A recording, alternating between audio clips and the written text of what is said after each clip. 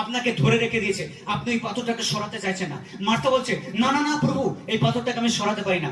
প্রভু বলছেন, hello Martha, আমি কি বলিনি?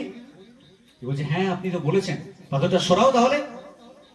অনেক সময় আপনি বলছেন, না না না না, আমি পাথরটা সরাতে পারি না, রাইট? আমরা অনেক সময় পাথরটা সরাতে যাই না, কারণ ভিতরে এমন কিছু আছে আমরা চাই না লোকে সেটা দেখুক। হয়তো আপনি পুরনো কোনো পাপের পথে রয়েছেন, রাইট? কোন পাপের পথে পড়ে রয়েছেন, আর সেখান থেকে আপনি ফিরে আসতে চান না। আপনি চান না যে লোকের কাছে সেটা প্রকাশিত হোক, আপনি চান না যে লোকে জানতে পারুক আপনার জীবনে কি হয়েছে, আপনি চান না যে আপনার জীবনে কেউ কেউ কেউ কেউ কেউ এসে উকি মারুক, কেউ এসে দেখুক আপনার জীবনে কি হয়েছে। আপনি চান না আপনার পুরনো বিষয়গুলো মানুষের কাছে চলে আসুক। আপনি ভয়ের মধ্যে জীবনযাপন করছেন। যিশু বলছেন, হ্যালো, ওই ভয় শয়তান থেকে। কজন আমরা রাজি? ওই ভয় শয়তান থেকে। যিশু বলছেন, তোমার হৃদয়কে খোলো আর আমি তোমার জীবনে কাজ করব। ভয় নয়, আমি তোমাকে ভয়ের উপরে জয় দিতে চাই। হালেলুয়া!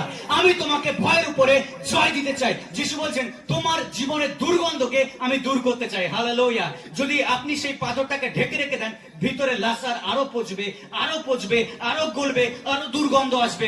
যতদিন আপনি অবিশ্বাসে দূরে থাকবেন, যিশু বলছেন, ততদিন পর্যন্ত তোমার লাসার পচতে থাকে। কিন্তু যখনই, যে মুহূর্তে আপনি বিশ্বাস করে যিশুর কাছে আসবেন, যিশু বলছেন, তোমার সমস্ত মৃত্যুকে আমি দূর করে দেব। হালেলুয়া!